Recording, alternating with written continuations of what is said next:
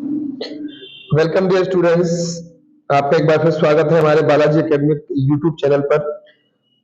कुछ कारणवश वीडियो नहीं आ पाया बीच में, और अब लगातार कंटिन्यूटी के साथ में आपको डेली वीडियोस मिलेंगे। अभी हम लोग इससे पहले एक वीडियो डाल चुके हैं, जो वीडियो आपका एटम्स एंड मॉलिक्यूल्स जो है उसका है, पूरा वीडियो डल चुका है। अब ये चैप्टर जो है आपका ग्रेविटेशन है, उसका वीडियो चल रहा था, जिसमें हम लोग एक पार्ट बना चुके हैं, अपलोड किया जा चुका है। ये सेकंड पार्ट है, जिसमें हम लोग आज यूनिवर्सल लॉ ऑफ ग्रेविटेशन के बारे में जानेंगे बेटा। चलिए बिना टाइम वेस्ट किए सीधा अपना अपना हम लोग यूनिवर्सल लॉ ऑफ ग्रेविटेशन की ओर चलते हैं। पहले नंबर पर बेटा सबसे पहले लिखा हुआ है कि every object in the universe attracts every other object with a force which is proportional to the product of their masses and inversely proportional to the square of distance between them. The force is along the line joining the center of two objects. कहना क्या चाहता है, इसने क्या चीज कही है यहाँ, इस चीज को बड़ी प्रॉपरली तरीके से हम लोग डिफाइन करते हुए चलेंगे। देखा, इसमें हमने एक चीज देखी बेटा कि एवरी ऑब्जेक्ट यानी संसार का हर एक ऑब्जेक्ट, इस यूनिवर्स के अंदर जितने भी ऑब्जेक्ट्स हैं, कहीं ना कहीं हमारी धरती पर पाए जाने वाले ऑब्जेक्ट और जो सेलेस्टियल बॉडीज हैं जो स्पेस में पाई जाती हैं, कहीं ना कहीं वो एक दूसरे को अट्रैक्ट करती हैं, ठीक है। और जो जिस फोर्स से वो अट्रैक्ट करती है वो प्रोपोर्शनल होती है किसके, प्रोडक्ट ऑफ देयर मासेस। मान लीजिए 2m है, जैसे आपको मैं यहाँ दिखा देता हूं, ये आपके पास में एक बड़ा ऑब्जेक्ट है, ये आपके पास में एक छोटा ऑब्जेक्ट है। धरती पर भी या कहीं भी आपको दो बिगर मासेस के अलग अलग ऑब्जेक्ट देखने को मिलेंगे। और इसके सेंटर से, कहीं ना कहीं इसके सेंटर से जो ये दिया हुआ है और इसके सेंटर से जो यहाँ दिया हुआ है, ये एक दूसरे के ऊपर फोर्स अट्रैक्ट कर रहे हैं, ठीक है बेटा। सेंटर से ही फोर्स लगती है। फिर ये लिखा हुआ है कि जो फोर्स है वो क्या है, वो डायरेक्टली प्रोपोर्शनल है किसके, मास इसके। देखिए तो ये लिखा हुआ है इक्वेशन, और ये जो साइन जो आपको दिखाया हुआ है इसमें बीच में जो साइन दिया हुआ है आपके सामने, ठीक है, ये जो साइन दिया हुआ है आपको, ये प्रोपोर्शनलिटी का साइन होता है, ठीक है बेटा, इसका प्रोपोर्शनलिटी का साइन होता है। तो ये वाली बात इसमें ऊपर ये कही आपसे।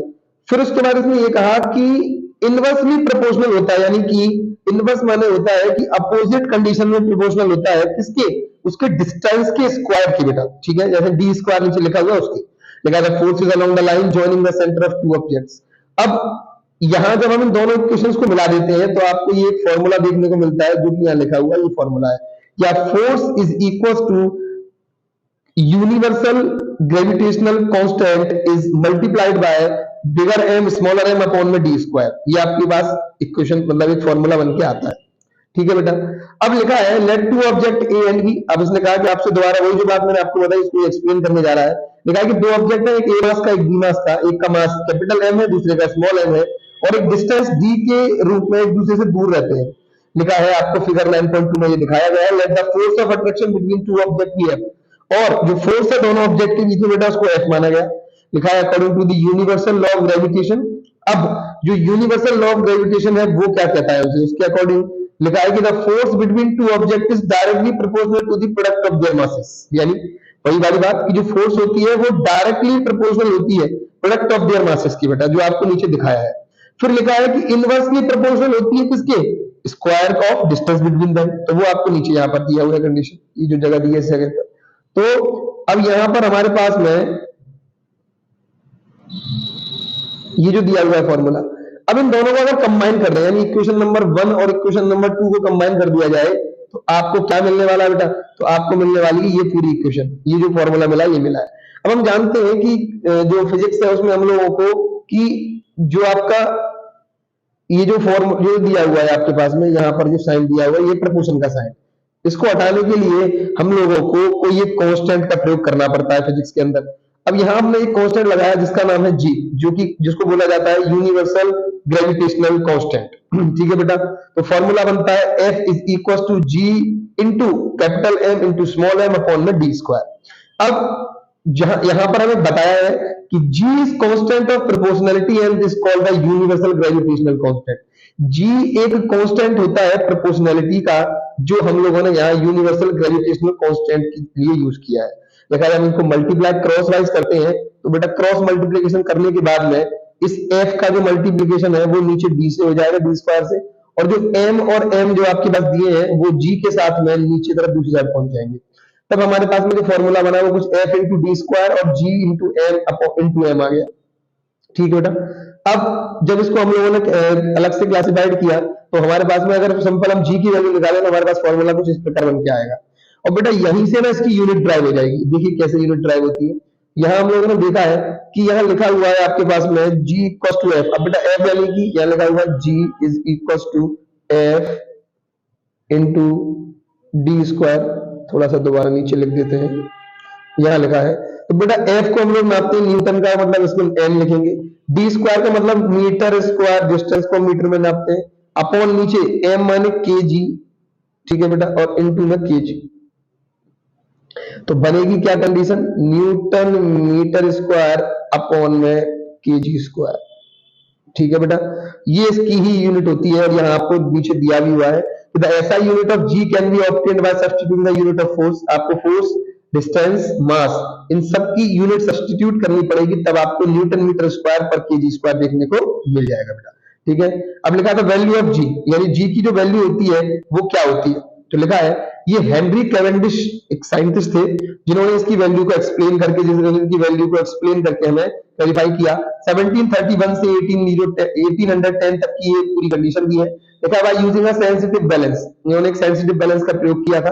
देखा the expected value of G is, अब जो जी की एक एक्सपेक्टेड वैल्यू हमारे सामने रखी गई है, जी की एक एक्सपेक्टेड वैल्यू मानी जाती है, वो एक्सपेक्टेड वैल्यू जो जी की होती है बेटा वो होती है आपके पास में ये वाली 6.67 into 10 to the power minus 11 Newton metre square per kg square. हमें बोला गया we know that there exist a force of attraction between any two object, यानी किसी भी दो ऑब्जेक्ट के बीच में एक फोर्स कहीं ना कहीं अप्लाई होती है जो काम करती है अट्रैक्शन का। तो लिखा है compute the value of this force between you and your friend still close by. माने इस संसार के अंदर जितने भी ऑब्जेक्ट्स हैं सही कहीं ना कहीं सभी एक दूसरे को बेटा अट्रैक्ट करते हुए देखने को नजर आ रहे हैं, बट क्यों हमें वो एक दूसरे की तरफ खींचते नहीं दिखते। आपको पता है कि आप जहां धरती पर रह रहे हैं आपको भी इस समय पर इस धरती पर प्रेजेंट हर एक ऑब्जेक्ट खींच रहा है, बल्कि इस धरती पर नहीं स्पेस में अवेलेबल सारे सेलेस्टियल बॉडीज भी आपको कहीं ना कहीं अट्रैक्ट कर रही है, बट आप कारण ज्यादा हैवी फोर्स जो कि अर्थ द्वारा लगाया जा रहा है उसकी वजह से आप अर्थ पर ही टिके हुए हैं, आप वहां नहीं खींच कर जा रहे हैं। लिखा है conclude how you do not experience this force. तो इसके बारे में हम लोगों ने इनवर्स लॉ दिखाया है। Law is universally in the sense that it is applicable to all bodies, यानी ये लॉ बेटा यूनिवर्सली एक तरीके से सेंस करता है और ये एप्लीकेबल होता है हर एक बॉडीज पर जो इस संसार में है, whether the body are big और स्मॉल, भले वो बॉडी छोटी हो या भले वो बॉडी बड़ी हो। लिखा है वेदर दे आर सेलेस्टियल और टेरेस्ट्रियल, भले ही वो स्पेस में हो भले ही धरती पर हो। इनवर्स स्क्वायर लॉ कहता है हमसे कि f is inversely proportional to the square of d, means for example that if d gets bigger by a factor of 6 then f become 1/36 times smaller। यानी बेटा अगर जो आपका d है वो अगर बिगर बाय अ फैक्टर ऑफ 6, अगर वो 6 से बिगर होता है तो फोर्स जो है बेटा वो 1/36 टाइम बहुत छोटी हो जाएगी। ये इनका ऑलवेज क्या चलता है, इनवर्स लॉ चलता है। ठीक है बेटा, एक एग्जांपल दिया हुआ है हमें कि जो मास ऑफ द अर्थ है वो 6 into 10 to the power 24 दे रखा है केजी में, and that of moon is 7.4 into 10 to the power 22 kilogram. If the distance between the earth and the moon is 3.84 की 10 to the into 10 to the power 5 kilometre, calculate the force exert by the earth. Earth के द्वारा लगने वाली force क्या होगी ये बताइए। तो बेटा यहाँ पर आपको सिंपली, मैं वैसे तो आपको एक तरीके से नोटबुक पर करके इसकी प्रॉपर्ली न्यूमेरिकल्स का अलग से वीडियो बनाऊंगा, अभी ये वीडियो सिर्फ और सिर्फ ओनली एक्सप्लेनेशन के लिए है। तो फिर भी मैं आपको थोड़ा सा इसके बारे में बता देता हूँ कि जब भी आपको एक न्यूमेरिकल करना होता है तो सबसे पहले बेटा आपको गिवन लिखना होगा। गिवन लिखने के बाद में आपको क्या प्रूफ करना है या क्या फाइंड करना है, तो टू फाइंड या टू प्रूफ लिखना होगा। उसके बाद में आप सॉल्व करिएगा, नहीं तो आप कंफ्यूज आ जाएंगे, समझ रहे हैं। तो उस तरीके की स्थिति आपको देखने को मिल सकती है। तो लिखा है distance between the earth and the moon, अब आपको यहाँ दिया हुआ है d equal to 3.84 into 10 to the power 5 kilometre, और फिर उसको बेटा किलोमीटर से हटाकर मीटर में कन्वर्ट करने के लिए इंटू 1000 किया गया है। फिर कन्वर्ट होने के बाद g की value 6.7 into 10 to the power -11 Newton metre square KG square ली गई है। और यहाँ पर आपका वो है फॉर्मूला, जो फोर्स का फॉर्मूला हमारा है वो है F equal to G into capital M into small m upon d square. सभी की वैल्यूज पुट करिए, आप पावर से पावर कैंसिल्स करिए और पावर एक साइड सॉल्व करिएगा और नॉर्मल जो डेसिमल प्लेस नंबर वैल्यूज हैं उनको एक साइड सॉल्व करिएगा तो बहुत जल्दी से आपका आंसर आ जाएगा। ठीक है बेटा, तो इसको मैं आपको अलग से ही एक मतलब वीडियो होगी न्यूमेरिकल्स का ग्रेविटेशनल चैप्टर के, उसमें डाल के दिया जाएगा। अगले कुछ क्वेश्चन दिए हैं, state the universal law of gravitation. तो इसमें आपको ये बताना होगा कि यूनिवर्सल लॉ ऑफ ग्रेविटेशन किस तरीके से आया है, तो उसका ड्राइव एक तरीके से आपको देना है। देखा, write the formula to find the magnitude of gravitation force between the earth and an object on surface of the earth, यानी सरफेस ऑफ द अर्थ पर किस तरीके से जो है आपका वो मतलब ड्राइव आपको सेकंड क्वेश्चन के अंदर देना है, फर्स्ट के अंदर आपको सिर्फ ओनली एंड ओनली उसका स्टेटमेंट देना है, किस तरीके से ये बोल रहा है, प्रोपोर्शनलिटी वगैरह सारी चीजों के बारे में दिखाना हुआ है।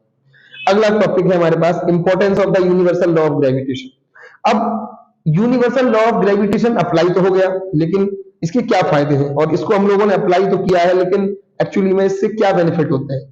तो लिखा है बेटा कि the universal law of gravitation successfully explain several, यानी बहुत सारी ऐसी चीजें हम एक्सप्लेन करता है ये फिनोमेना जो कि हम उस पर अब तक अनबिलीवेबल था, जिस पर हम बिलीव नहीं करते थे। देखिए, लिखा है the force that bind us to the earth, पहली चीज जिस पर इंसानों ने बहुत शुरुआत से ही ये सोच पैदा की हुई है कि हम धरती पर कैसे टिके हुए हैं, धरती पर हम लोग कैसे आज चल पा रहे हैं, डोल पा रहे हैं, सब काम हो पा रहे हैं, तो वो बेटा एक फोर्स है धरती के अंदर जिसको हम लोग बोलते हैं ग्रेविटेशनल फोर्स, उसके कारण ही ऐसा हो पा रहा है। Motion of the moon around earth, हमारे मून का मोशन हमारे अर्थ के आसपास with the help of centripetal force, आप जानते हैं सेंट्रीपिटल सेंट्रीफ्यूगल फोर्स, आपके पहले पेज पर ही मैंने आपको फर्स्ट इससे प्रीवियस वीडियो में समझा दिया है। Motion of planets around the sun, planets का मोशन सन के आसपास, the tide due to the moon and the sun, और जो टाइड्स आती हैं बेटा मून और उसके सन की वजह से, वो सारी चीजें इसकी ही वजह से रिस्पॉन्सिबिलिटी होता है with the help of gravitation also. अब फ्री फॉल पर आते हैं। सबसे पहले हमारे ऊपर यहाँ पर टॉपिक में जो लिखा हुआ है वो लिखा ही हुआ है ऊपर पहले नंबर पर, फ्री फॉल। फ्री फॉल मतलब बेटा जो बिना किसी भी फोर्स के जमीन पर गिरने वाली चीज फ्री फॉल होती है। चलो देखते हैं, लिखा है let us try to understand the meaning of free fall by performing this activity. चलो इस एक्टिविटी को समझते हुए समझेंगे कि फ्री फॉल एक्चुअली में होता क्या है। तो लिखा है बेटा टेक अ स्टोन, आप एक पत्थर लीजिए, उसको ऊपर फेंकिए, it reaches a certain height and then it start falling down. आप जब उसको ऊपर फेंकेंगे तो एक ऊंचाई पर जाने के बाद में वो अपने आप नीचे आने लगेगा। जैसे आप जब एक बंदूक से एक बुलेट को फायर करते हैं तो ऊपर जाने के बाद थोड़े समय बाद अपनी इंक्रीज्ड वेलोसिटी के साथ में जमीन पर नीचे गिरने लगती है। तो लिखा है we have learn that the earth attract object toward it. आप ये पढ़ चुके हैं कि अर्थ हमेशा अपनी तरफ ऑब्जेक्ट अट्रैक्ट करता है। This is due to the gravitational force. और बेटा ऐसा होता क्यों? बिकॉज इसका कारण है ग्रेविटेशन फोर्स। लिखा है whenever object fall toward the earth, जब कोई ऑब्जेक्ट धरती की ओर आता है, लिखा है under this force alone we say that the object are in full free fall. हम लोग कह सकते हैं कि वो धरती पर गिरते गिरते फ्री फॉल कर रहा है। Is there any change in the velocity of a falling object? अब इसने आपसे एक क्वेश्चन पूछ लिया है, क्या कोई चेंज है फॉलिंग ऑब्जेक्ट के अंदर वेलोसिटी में? तो लिखा है while falling there is no change in the direction of the motion of the object, यानी जब वो गिर रहा है, लिखा है while falling there is no change in the direction of the motion of the object. बेटा उसके मोशन में तो कोई चेंज नहीं आएगा, उसके डायरेक्शन में तो कोई चेंज नहीं आएगा, हालांकि उसकी वेलोसिटी लगातार इंक्रीज करती रहेगी। But due to the earth attraction there will be a change in the magnitude of the velocity. और वेलोसिटी क्या होती है? एक वेक्टर क्वांटिटी होती है जिसके अंदर इसका क्या क्या होता है? डायरेक्शन प्लस के मैग्नीट्यूड। लिखा बेटा any change in velocity involve acceleration, और एक्सेलरेशन का फॉर्मूला होता है a is equal to v minus u upon t। ठीक है, लिखा है any change in velocity involve acceleration, और एक्सेलरेशन कब होगा? कोई भी वेलोसिटी में चेंज आएगा तो एक्सेलरेशन होता है। लिखा है whenever an object fall toward the earth, जब एक ऑब्जेक्ट धरती की ओर गिरता है देन एक्सेलरेशन इज इन्वॉल्व, तो कहीं ना कहीं बेटा उसमें एक्सेलरेशन इन्वॉल्व होता है। कुछ ज्यादा खाने के कारण आज डकारों की स्थिति महसूस हो रही है। चलिए, this attraction is due to the earth gravitational force. अब बेटा ये जो कंडीशन है ये किसके कारण है? This is due to the earth gravitational force, earth के ग्रेविटेशनल फोर्स के कारण ऐसा हुआ। देखा therefore this acceleration is called the acceleration due to the gravitational force of the earth. और इसी एक्सेलरेशन को स्मॉल g का नाम दिया गया, जिसकी value 9.8 metre per second square निकलेगी। इसको आप आगे समझेंगे। लिखा है उसको हम लोग acceleration due to the gravitation force कहते हैं बेटा अर्थ के अंदर, और एक्सेलरेशन ड्यू टू ग्रेविटी भी कहा जाता है। It is denoted by the g, इसको छोटे स्मॉल g से हम लोग डिनोट करते हैं। इसका यूनिट जो होता है g का बेटा वो सेम होता है जैसा कि आपका एक्सेलरेशन का होता है, that is metre per second square. We know that from the second law of motion. हम लोगों ने बेटा सेकंड लॉ ऑफ मोशन से ये सीखा कि जो फोर्स है वो एक प्रोडक्ट है किसका? Product of mass and acceleration. कहीं ना कहीं वो प्रोडक्ट है किसका? मास और एक्सेलरेशन का, क्योंकि आपने एक फॉर्मूला पढ़ा है F is equal to m into A. तो यहाँ पर ये लिखा है let the mass of the stone activity 9.2 में आपने m पढ़ा, we already know that there is acceleration involve in following object due to the gravitational force. अब बेटा ग्रेविटेशनल फोर्स होने के कारण हम ये पहले ही पढ़ चुके हैं कि कहीं ना कोई एक्सेलरेशन तो इसके अंदर है जो कि g से डिनोट किया जाएगा। इसी वजह से therefore the magnitude of gravitational force F will be equal to the product of mass। इसी वजह से बेटा जो ग्रेविटेशनल फोर्स होती है F बोल रहा है विल बी इक्वल टू, वो किसके बराबर होगी, to the product of masses and acceleration due to the gravitational force, और acceleration due to gravitational force के कारण भी। इसे हम लोग लिखते हैं F is equal to m into g. अब एक एक क्वेश्चन बनकर आई हमारे पास में, क्या आई, आपने पिछला एक फॉर्मूला पढ़ा था F is equal to G into m upon R square d square. तो आप क्या उस जगह पर फोर्स को mg कह सकते हैं? बिल्कुल कह सकते हैं सर। तो देखिए आपको यहां पर अगर मैं आपको गौर से बताऊं तो देखिए ये जगह mg में कन्वर्ट कर दी गई, ठीक है बेटा। और इसके अंदर क्या हुआ कि यहां पर स्मॉल g स्मॉल m से इसका स्मॉल m काट दिया गया और आपके पास जो बचा वो बचा only g is equal to g into m upon में आर स्क्वायर डी स्क्वायर। तो हुआ क्या, यहाँ m is the mass of the earth. अब बेटा बड़ा जो कैपिटल m है वो मास है अर्थ का, and d is the distance between the object and earth, और d बेटा डिस्टेंस है ऑब्जेक्ट के अर्थ के बीच में। Let an object be on the near the surface of the earth, और मान लीजिए बिल्कुल नियर सरफेस पर रखा हुआ है ऑब्जेक्ट। एक्चुअली में जो जीरो लेवल जिसे हम कहते हैं वो हमारा अर्थ सरफेस होता है। इस पर कोई भी कंडीशन में जीरो लेवल पर ग्रेविटी या वर्क एनर्जी के अंदर आपने पढ़ेंगे आप कि वहां एनर्जी जीरो लेवल होती है। लिखा था distance d is equation 9.7 will be equal to r। अब यहाँ पर r के बराबर इसमें किया तो the radius of the earth thus for object on near the surface of the earth mg equals to g into m upon R square. तो बेटा वही कंडीशन इसने दिखाई है आपको कि g जो है वहां पर जो m था वो m से कटने के बाद आप m अपॉन आर स्क्वायर कह सकते हो। तो रेडियस ऑफ द अर्थ जब गिवन होगा तो आप इसको लगा सकते हैं, डायमीटर दिया होगा तो आप d लगाएंगे। The earth is not a perfect sphere. अब एक्चुअली में अर्थ तो प्रॉपर स्फीयर है नहीं, अर्थ तो क्या है, अर्थ है जियोइड शेप, ठीक है बेटा। तो as the radius of the earth increases from the pole to the equator, जैसे जैसे रेडियस बढ़ेगा कहां से, पोल से इक्वेटर पे, तो the value of G become greater. तो बेटा वैल्यू ऑफ जी जो है वो क्या हो जाएगी, ग्रेटर हो जाएगी, यानी कि बढ़ जाएगी एट द पोल, लेकिन इक्वेटर पे हो जाएगी लेस। तो लिखा है फॉर मोस्ट। और इसी के लिए आपको एक क्वेश्चन मैं देता हूं, मान लीजिए कि एक व्यक्ति है, ये हमारे मान लीजिए अर्थ का शेप है,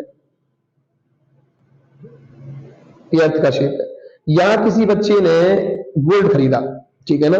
मान लीजिए इस जगह पर किसी ने 50 ग्राम गोल्ड खरीदा और यहां ला करके इसको सेल कर दिया, ठीक है। तो अगर ये 50 ग्राम गोल्ड आप लगा लीजिए, मान लीजिए, देखिए वैसे कुछ रेट चल रहा होगा पता नहीं मुझे, बट मान लीजिए मैं मान लेता हूं उसने 2 लाख रुपए का खर्च किया पैसा, ठीक है ना, 2 लाख रुपए खर्च किए और यहां लाकर इसने बेच दिया। तो आपके हिसाब से मुझे बताइए इसको लॉस होगा कि प्रॉफिट होगा, ठीक है। कमेंट में नीचे इसका आंसर आप मुझे दीजिएगा। लिखा है calculations we can take g to the more or less constant on a near earth. Earth के बिल्कुल हम लोग जब पास जाते हैं तो वो कब जाते हैं बेटा, जब हम पोल पे होते हैं। पोल पर जो अट्रैक्शन है वो कम हो जाता, मतलब कम हो जाता, ज्यादा हो जाता है। देखिए जैसे ये है, ये अर्थ है आपके पास, ये हमारे अर्थ का शेप एक तरीके से मैंने बना दिया। मान लीजिए ये जगह पोल है, ये जगह ये नीचे साउथ पोल है, ये नॉर्थ पोल है, ये आपके इक्वेटर है। तो ये जो सेंटर है ना बीच में बेटा, इससे जो फोर्स ऊपर लग रही है वो यहाँ नियर ये नियर बाई हो गया और ये थोड़ा सा डिस्टेंस ज्यादा हो गया। तो यहाँ पर फोर्स थोड़ी सी कम हो जाएगी, लेकिन यहाँ पर जो फोर्स है वो थोड़ा सा इंक्रीज रहेगी और ज्यादा रहेगी। लेकिन होल पूरे अर्थ पर हम जो वैल्यू मानते हैं वो मानते हैं 9.8 मीटर पर सेकेंड स्क्वायर, ये वाली वैल्यू हम लोग लेकर चलते हैं, ठीक है बेटा, क्लियर। अब आगे क्या बताया गया है, आगे लिखा गया है कि but for object far from the earth the acceleration due to gravitational force of earth is given by equation 9.7 to calculate the value of g. अब आपको छोटे जी या स्मॉल जी की वैल्यू कैसे कैलकुलेट करनी है समझिएगा। Regarding calculate the value of small g, we should put the value of g m r। आपको g इस फॉर्मूले में, जो यहाँ पर आपने ये फॉर्मूला एक्सपेंड किया, आपने जो ये फॉर्मूला निकाला, यहाँ आपको तीनों ही चीजों की क्या रखनी पड़ेगी, वैल्यू रखनी पड़ेगी। चलो रख लेते हैं। लिखा है to calculate the value of g we should put the value of g into m and r।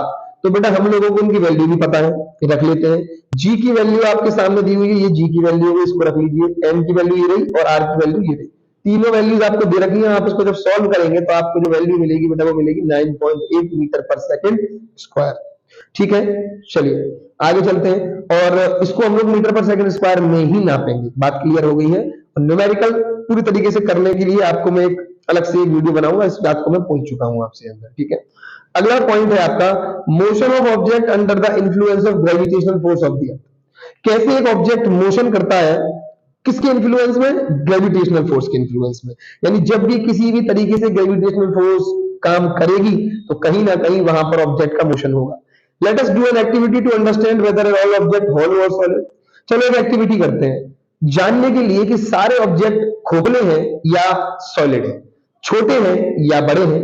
Will fall from a height eight the same rate, जब उनको सेम रेट पर हाइट से गिराया जाए। ये एक्टिविटी आपके लिए कहा गया है इस एक्टिविटी में कि आपको एक शीट ऑफ पेपर लेनी है, एक पत्थर लेना है, ठीक है बेटा। एक कागज लेना है और एक पत्थर लेना है, उन दोनों को साथ में ही ऊपर पहले फ्लोर से बिल्डिंग से फेंक देना है आपको एक साथ, कोई भी पहले या बाद में नहीं फेंकना है। लेकिन we see that paper reaches the ground little later than the stone. आप देखोगे पत्थर से कुछ देर बाद जाकर के पेपर जमीन पर पहुंचेगा। एक्चुअली में ऐसा इसलिए होता है because of the air resistance. कारण है हवा में रुकावट पैदा होती है। हवा आप देखते हैं एक कागज जो है वो लहरते हुए जमीन पर जाकर पहुंचता है। एक्चुअली में उसको कहीं ना कहीं एयर रेजिस्ट कर रही है, एयर रोक रही है कि वो ज्यादा तेजी से न गिरे और धीरे धीरे गिरे। This happens because of air resistance. The air offer resistance due to friction of the motion of the falling object. The resistance offered by air to the paper is more than the resistance offered to the stone.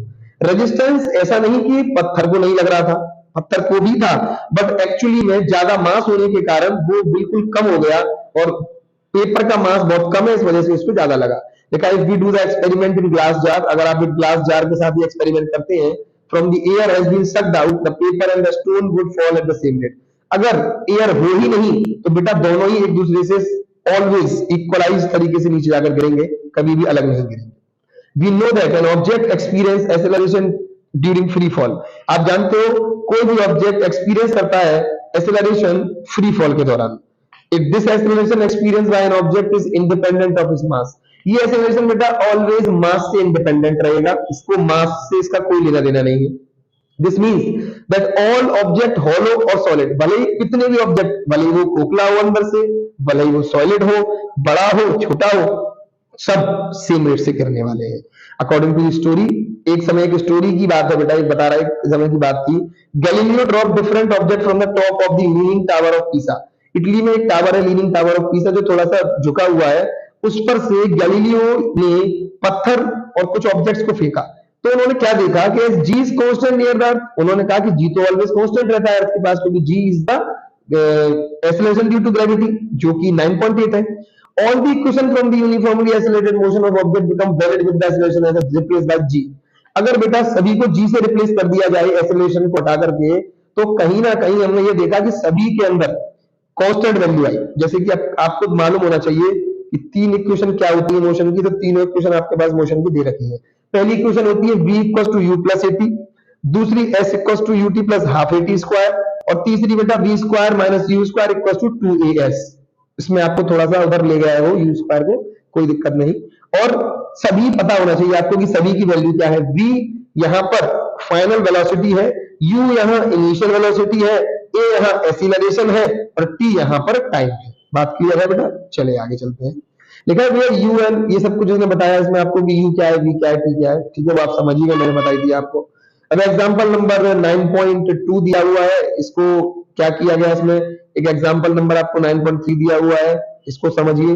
और फिर आपका एक अगला topic है mass and wait, वो हम लोग एक अगली वीडियो में कवर करने वाले हैं। अभी इस वीडियो में सिर्फ आज यहीं तक हम लोग कवर कराएंगे। इस वीडियो का मुख्य उद्देश्य था आपको universal law of gravitational constant के बारे में जानकारी देना, ठीक है बेटा। तो सिंपली मैं एक बार और रिवाइज कर दे रहा हूं, मैंने क्या समझाया आपको। सिंपली यहाँ पर universal law of gravitational constant ये कहता है कि कोई भी फोर्स जो इस धरती पर दो ऑब्जेक्टों के बीच में लगती है वो डायरेक्टली प्रोपोर्शनल होती है प्रोडक्ट ऑफ देयर मासेस के, और इनवर्सली प्रोपोर्शनल मतलब उल्टा प्रोपोर्शनल होती है किसके, distance of their square between them. यानी बेटा अगर मान लीजिए फोर्स बढ़ी तो उनका डिस्टेंस क्या होगा, कम होगा, और अगर फोर्स घटी तो उसका डिस्टेंस क्या हो जाएगा, अगर फोर्स घटी तो उनका डिस्टेंस बढ़ जाएगा। इसी तरीके से अगर मास की बात करेंगे तो वो डायरेक्ट प्रोपोर्शन में होते हैं बेटा, यानी अगर फोर्स बढ़ेगी तो मास बढ़ेगा, मास बढ़ेगा तो फोर्स बढ़ेगी। बात क्लियर है? यहाँ 3 इक्वेशन डिस्कस करी हम लोगों ने, ये क्या होती है, v equals to u plus at, s equals to ut plus half at square, और ये कब लगाई जाती है कब नहीं। याद रखिएगा यहाँ जो s दिया हुआ है बेटा, ये जो जगह दी हुई है s लिखा हुआ है, ये होता है डिस्टेंस प्लस डिस्प्लेसमेंट बोथ। बात क्लियर है, ध्यान से समझिएगा, डिस्टेंस प्लस डिस्प्लेसमेंट बोथ, यानी कैपिटल एस जब आप लिखते हैं तो ये डिस्टेंस प्लस डिस्प्लेसमेंट के लिए यूज होता है, और वहीं अगर आप इसको छोटा एस लिख देते हैं तो ये सेकंड बन जाता है। गलती ना करिएगा, ठीक है ना। आगे चलते हैं, ये क्वेश्चन आपको मैं सारे इन मतलब अगली एक वीडियो न्यूमेरिकल्स की जस्ट आने वाली है, उसमें पूरे चैप्टर के न्यूमेरिकल्स में डाल दूंगा, ठीक है बेटा।